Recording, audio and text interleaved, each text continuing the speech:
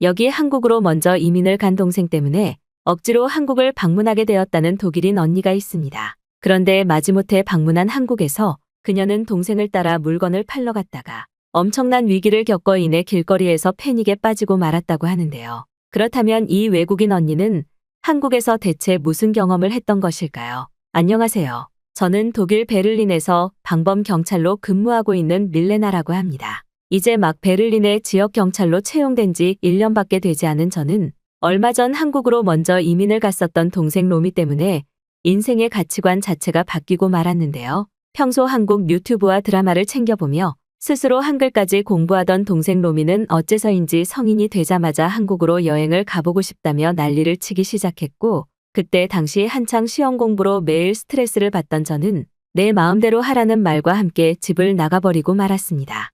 어렸을 때 부모님을 일찍 잃었던 상황 때문에 제가 부모 역할을 대신하며 로미를 챙기고 있었지만 매일 자신의 취업 공부는 하지 않고 한국과 관련된 드라마나 유튜브만 보던 로미의 모습은 저에게 장애물과 다름없었고, 특히 굳이 가난한 나라인 한국으로 여행을 가고 싶다는 로미의 고집은 들을수록 이해가 되지 않았거든요. 결국 저는 집을 나와 대학교 도서관에서 공부하며 베를린 경찰직에 합격할 수 있었고, 그러던 사이 한국으로 건너갔던 로미는 한국에서 완전한 이민을 시도하고 있다는 짧은 문자 메시지만을 남긴 채 그 이후로 연락이 끊기고 말았습니다. 하지만 얼마 전 로미는 자신이 완전한 한국인이 되었다며 저에게 미안하다는 말과 함께 한국으로 갈 수 있는 항공권 티켓을 보내왔고, 저 또한 시간이 지나 무뎌진 마음과 똑같이 미안한 마음이 들어 근무 중 휴가를 신청하고 황급히 한국으로 떠나게 되었는데요. 하지만 어렸을 때부터 자신은 치안도 좋고 나라 자체의 기회가 많은 선진국으로 가서 살고 싶다는 말을 했었던 로미였기에 굳이 가난한 후진국인 한국으로 이민을 확정지었다는 말은 아무리 생각해도 이해가 되지 않았습니다. 한국으로 비행기를 타고 가면서도 다시 독일로 돌아갈까 한참을 망설였지만 저는 여차하면 로미의 한국 이민을 설득해 다시 독일로 돌아오게 만들어야겠다는 생각마저 들었을 정도였죠. 그런데 한국에 도착하자마자 저는 지금까지 제가 가져왔던 한국에 대한 선입견이 완전히 박살나고 말았는데요. 일단 한국에 도착하자마자 제일 충격적이었던 것은 한국인들의 덩치나 키가 저의 예상보다 훨씬 컸기 때문입니다. 심지어 한국의 공항에 도착해 로미가 가르쳐준 서울역에 도착하기까지 수없이 마주한 한국의 노인분들은 독일의 노인분들과는 비교도 되지 않을 정도로 키와 덩치가 크면서도 건장했고, 이에 더해 그들 모두가 깔끔한 옷차림의 휴대폰을 사용하고 있는 모습은 제 눈이 잘못됐나 싶었거든요. 아직도 독일의 수도 베를린에서 떨어진 외곽마을 지역의 노인들은 휴대폰 문화에 익숙하지가 않은 것은 물론 독일어에 대한 교육조차 제대로 받지 못해 말 그대로 마을 전체가 그들이 평생토록 해오던 농업과 관련된 일이 아니면 생활 자체가 불가능한데, 놀랍게도 한국은 대부분의 노인분들이 길거리에서 휴대폰을 통해 신문을 읽거나 영상통화를 하는 기이한 모습까지 볼 수 있더군요. 특히나 독일에서 경찰로 근무하던 저는 직업의 특수함 때문에 평소 키와 덩치가 큰 사람들을 마주할 일이 많은데, 한국의 길거리에서 평범하게 걸어다니는 학생들은 남녀노소 가릴 것 없이 키가 엄청나게 컸고 얼마나 영양 상태가 좋은지 피부까지 좋아서 신기할 정도였습니다. 아시아의 나라 자체가 가난하고 후진국이라고 생각했던 저는 바로 그때부터 생각의 흐름이 반전되고 말았고, 조금씩 한국에 믿기지 않는 선진국 매력에 빠지고 말았는데요. 한국에 도착하고 30분도 되지 않은 시간이었지만 저는 로미가 한국으로 이민을 온 이유가 무엇인지 어느 정도 파악하게 되었고, 결국 로미가 보내준 목적지로 가기 위해 기차에 탑승하기로 했습니다. 그런데 기차표의 구매를 위해 스테이션을 이리저리 살펴보던 저는 아무리 찾아봐도 보이지 않는 티켓 발권기의 모습에 엄청난 패닉에 빠지고 말았는데요. 로미와의 약속 시간에 정확히 맞춰가기 위해서는 지체할 시간이 많이 없었지만 아무리 살펴봐도 기차의 티켓을 살 수 있는 발권기가 전혀 보이지 않았기 때문입니다. 그런데 바로 그때 아까부터 저를 계속해서 주시하고 있던 한 한국인 여성분이 다가오더니 저에게 한국으로 놀러 온 것이냐며 따뜻한 미소를 보인 채 말을 걸어왔는데요. 아무래도 그녀는 기차역 한복판에서 두리번거리고 있는 저희 모습에 도움이 필요하다고 느낀 것 같았고, 저는 결국 기차표를 구매하고 싶은데 아무리 찾아도 발권기는 보이지 않고 시간은 부족해서 너무나 초조하다는 상황을 설명하고 말았습니다. 그런데 한국인 여성분은 갑자기 저에게 휴대폰 번호와 기차역의 목적지를 물어보시더니 잠시만 있어보라며 자신의 휴대폰으로 무언가를 하기 시작했는데요. 그리고 약 1분 뒤 뜬금없이 날라온 핸드폰의 문자 메시지를 확인한 저는 너무 놀라 헉하고 소리를 내고 말았습니다. 문자 메시지에는 제가 탑승해야 할 기차의 모바일 티켓이 담겨 있었고 정확한 좌석과 탑승 시각, 심지어는 도착 시각까지 적혀 있는 채로 전송이 왔기 때문인데요. 그리고 이어진 한국인 여성분의 대답에 저는 한국이 완전히 미쳐버린 나라라는 사실을 깨닫고 말았습니다. 한국인 여성분은 자신이 직접 휴대폰 티켓 구매 어플로 표를 구매해 저의 휴대폰 문자 메시지로 표를 전송했다고 했고 그저 문자 메시지에 적혀 있는 자리에 앉아서 기차를 타고 가기만 하면 아무런 문제가 발생하지 않을 거라고 하더군요. 상식적으로 휴대폰으로 티켓을 결제할 수 있다는 것도 신기했지만 더욱 신기했던 것은 바로 문자 메시지를 이용해 타인에게 기차 탑승권을 전송할 수 있다는 사실이었습니다. 하지만 한국인 여성분은 한국에서는 너무나 흔한 티켓 전송 방법의 하나라며 저에게 직접 어플을 사용하는 방법까지 알려주었고 저는 그 순간 한국이 완전한 디지털 국가라는 사실을 강하게 느끼고 말았죠. 아직도 독일에서는 이러한 디지털 티켓 구매 방식이 대중화되어 있지 않아서 무조건 현장에서 티켓을 구매하거나 타인에게 양도할 수 있는 방법 같은 건 존재하지가 않는데 한국은 너무나 편리하게 휴대폰 버튼 몇 번으로 표를 구매할 수 있던 것은 물론 타인에게까지 인증을 받고 줄 수 있었던 것입니다. 너무나 편리한 한국만의 독특한 방식에 저는 왜 로미가 한국은 휴대폰 하나로 살 수 있는 미친 나라라며 난리를 쳤는지 이해가 되기 시작했고 친절한 한국인 여성분의 안내를 받아 안전하게 기차에 탑승할 수 있었죠. 그런데 한국의 놀라움은 여기서 끝나지 않았는데요. 한국은 제가 전달받은 모바일 티켓의 존재 여부는 전혀 신경 쓰지 않는 듯 기차를 탑승하고 1시간이 지났지만 그 어떤 직원도 저희 표를 확인하러 오지 않았기 때문입니다. 상식적으로 생각해봐도 독일에서는 아직도 10분 간격으로 좌석에 앉아있는 승객의 실물 티켓을 계속해서 검사하거나 너무 많은 검사 절차 때문에 철도 직원조차도 동일한 고객의 티켓을 또 검사해버리는 실수를 저지르는데 어째서인지 한국은 객실 내부로 그 어떤 직원도 오지 않았는데요. 도저히 참을 수 없는 궁금증에 저는 결국 옆에 앉아있던 한국인 남성에게 왜 한국은 휴대폰 티켓의 검사를 하지 않는 것이냐며 저의 문자 메시지 티켓을 보여주었고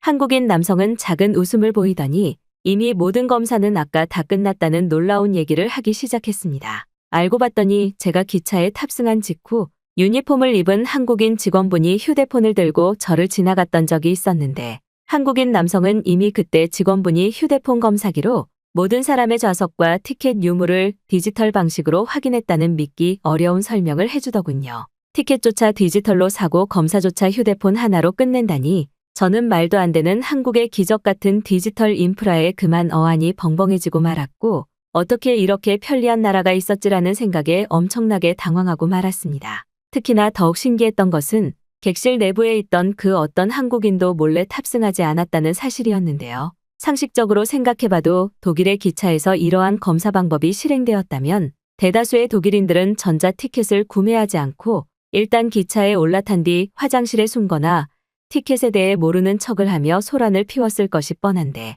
한국인들의 선진 시민의식은 이미 대중화되어 버린 듯 그 누구도 자신의 양심을 팔지 않았기 때문입니다. 그렇게 저는 처음 보는 한국인분들의 따뜻한 배려와 도움으로 안전하게 목적지까지 도착할 수 있었고 이미 도착한 기차역에는 저의 동생 로미가 마중을 나와 있었는데요. 그런데 처음 로미를 마주한 저는 여기서 또 한 번 한국의 놀라움을 느끼고 말았습니다. 분명히 저보다 키도 작고 피부도 안 좋았던 로미였지만 무슨 이유 때문인지 키가 조금 더 커져 있었고 피부는 마치 도자기처럼 몰라보게 바뀌어 있었기 때문인데요. 로미는 한국에서 생활을 오래 하면서 좋은 수돗물을 써서 그런지 피부가 자연스럽게 좋아졌다고 했고 안전한 치안 때문에 늦은 새벽 시간에도 일을 끝내고 산책을 할 수 있어서 그런지 건강도 더 좋아진 것 같다고 했습니다.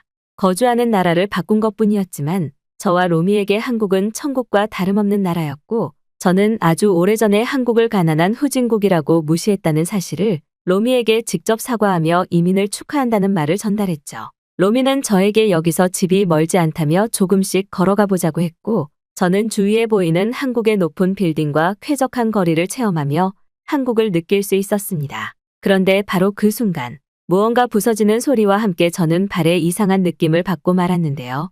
그리고 이미 상황을 인지하고 확인했을 때에는 저의 휴대폰이 완전히 부서져 있는 모습만이 보일 뿐이었습니다. 제가 신고했던 구두굽에 충격을 받아서 그런지 휴대폰은 전원이 켜지지조차 않으며 액정이 파손되고 말았고, 저는 독일의 경찰 근무지에 휴가에 대한 보고를 해야 된다는 사실에 식은땀이 흘러내렸는데요. 특히나 제가 사용하던 휴대폰은 다소 오래된 구형 기종이었기에 똑같은 휴대폰 기종이 아니라면 데이터를 살릴 방법조차 없는 상황이었고, 저는 결국 어떻게 해야 될지 몰라 길거리 바닥에 주저앉고 말았습니다. 그런데 로미는 저희 휴대폰을 살펴보더니 똑같은 휴대폰을 구하기만 하면 문제가 해결되는 것이 아니냐며 헛소리를 늘어놓기 시작했고, 저는 오래된 구형 휴대폰은 이제 팔지도 않는데 뭘 어떻게 구하겠다는 것이냐며 그만 짜증을 내고 말았는데요. 그런데 약 10분 뒤 저희 옆에 앉아 계속해서 휴대폰을 확인하던 로미는 찾았다는 말과 함께 자기와 함께 갈 곳이 있다며 저의 손을 잡고 어딘가로 뛰어가기 시작했습니다. 로미는 저를 이끌고 근처에 있던 지하철역의 계단을 내려가기 시작했고, 저는 도대체 이게 무슨 상황인가 싶었는데요. 그런데 계단을 다 내려오고 난 뒤 저는 눈앞에서 펼쳐지는 상황에 깜짝 놀랄 수밖에 없었습니다. 로미는 너무나 자연스럽게 지하철 통로에 있던 한 한국인에게 다가가더니 자신의 휴대폰 화면을 보여주며 자연스러운 대화를 나눴고, 그 후 한국인분은 제가 사용하던 휴대폰과 똑같은 기종을 로미에게 건네주며 곧바로 자리를 떠났기 때문인데요. 당황한 저희 표정을 확인한 로미는 이게 한국의 중고거래 방식이라며 청천벽력과도 같은 말을 하기 시작했고, 저는 그 순간 모든 상황이 이해가 되었죠. 알고 봤더니 로미는 제가 사용하던 구형 기종의 휴대폰을 찾기 위해 한국에서만 할 수 있는 중고거래 어플로 똑같은 모델을 찾고 있던 것이었고, 운이 좋게도 근처 지역에 거주하는 한국인의 연락을 받게 되어 현장에서 바로 거래를 했던 것입니다. 하지만 경찰로 근무하던 저에게는 이러한 개인 간의 중고거래가 얼굴을 마주보며 일어날 수 있다는 사실이 엄청난 충격이었는데요. 제가 근무를 하는 베를린 지역에서도 몇몇 중고거래를 하는 시민이 있기는 하지만 거의 무조건 물건만 가지고 도망을 치거나 아니면 너무나 위험한 치안 때문에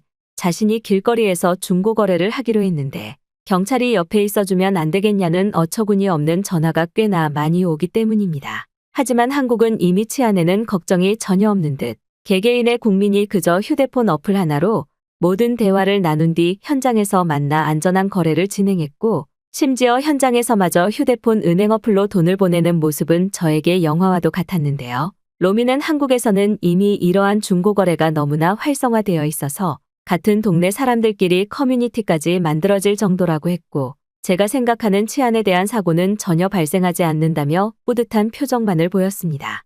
한국인들의 높은 시민의식과 디지털 기술이 합쳐진 놀라운 문화였고, 저는 그때부터 한국이 완전히 미쳐버린 선진국이라는 사실을 뼈저리게 느끼고 말았는데요. 알고 봤더니 로미는 중고거래를 통해 꽤 저렴한 가격으로 한국에서 사용할 가구나 생활용품들을 구매해왔었고, 심지어는 중고거래 중 알게 된 몇몇 한국인들과는 너무나 친한 동네 친구로까지 지내고 있더군요. 독일에서는 항상 누군가 길거리에서 말을 걸면 위험한 범죄 상황이거나 범죄자라는 사회적인 인식 때문에 모두가 그저 주머니에 손을 넣고 사람들을 무시하는 것이 보통인데, 한국은 이러한 길거리 중고거래의 활성화와 배려의식 때문인지 도시 자체가 따뜻한 활기를 보이고 있었습니다. 심지어 방금 저희와 거래를 했던 한국인 여성분은 외국인 자매는 처음이라며 다시 저희에게 돌아와 커피와 떡을 주셨고, 휴대폰을 충전할 수 있는 여분의 충전기까지 전해주시고는 앞으로 도움이 필요하면 종종 연락하라는 배려까지 보여주시더군요. 살아생전 처음 느껴보는 사람들 간의 따뜻한 배려와 도움에 저는 로미에게 한국으로 왜 이민을 오게 되었는지 이제서야 이해가 되었다며 알 수 없는 눈물이 흘러내렸고, 저 또한 모든 인생 가치관이 변화하게 되었습니다. 그 후 로미는 아직 모든 일이 끝난 것은 아니라며 저를 데리고는 바로 옆에 있던 휴대폰 가게에 들어가더니 서비스 센터 직원에게 저의 데이터를 바로 직접 구매한 새로운 휴대폰에 옮겨달라는 말을 했고, 저는 그 순간 이건 또 무슨 기적인가 싶어 당황하고 말았는데요. 저는 당연히 휴대폰의 데이터를 복구하는 것에는 짧아도 2주 정도의 시간이 걸리겠다 싶어 근무지에 어떻게 연락을 해서 휴가를 늘려야 되나 고민하고 있었는데, 놀랍게도 한국은 이러한 휴대폰의 데이터 수리 이동이 단 하루 만에 가능했기 때문입니다. 심지어 휴대폰 서비스 센터 직원분은 휴대폰의 겉모습이 파손되었던 것뿐이라며 데이터를 모두 복구하는데 30분 정도면 된다고 했고, 저는 독일과 너무나 차이가 나는 한국의 생활편의 인프라에 독일이라는 나라가 부끄러워지기 시작했는데요. 독일에서는 돈을 줘도 이용하지 못하는 편리함을, 한국에서는 너무나 저렴한 비용으로 하루 만에 모든 일의 업무 처리가 가능했기 때문입니다. 아무래도 한국이라는 나라의 수준은 정말 선진국의 평균을 넘어서서 또 다른 선진국의 트렌드를 이끌어 나가고 있는 것 같았고, 한국에서 오래 생활해왔다던 로미 또한 아직도 매일매일 한국인들의 삶에 놀라고 있다며 저보고 한국으로 이민을 오면 안 되겠냐는 제안을 했습니다. 그리고 저는 그 제안에 대한 생각을 완료하는데 그다지 긴 시간이 걸리지 않았는데요. 중고거래로 산 휴대폰의 모든 데이터를 안전하게 이동시킬 수 있었던 저는 곧바로 독일 근무지에 연락해 휴가 기간을 조금 더 늘려달라고 했고, 최종적으로는 저희 퇴사 의사도 알리게 되었습니다. 물론 독일에서 힘들게 공부해 합격한 경찰 근무직은 아깝긴 하지만 아무리 생각해봐도 저의 동생 로미와 함께 한국에서 새로운 삶을 살아가는 것이 저에게는 더 행복할 것 같았거든요. 이제 막 새로운 휴가가 시작된 지금, 저는 앞으로 계속 한국에서 지내며 한국을 방문하는 또 다른 외국인들에게 제가 경험했었던 한국인들의 배려와 따뜻함을 전해주는 새로운 목표가 있으니까요.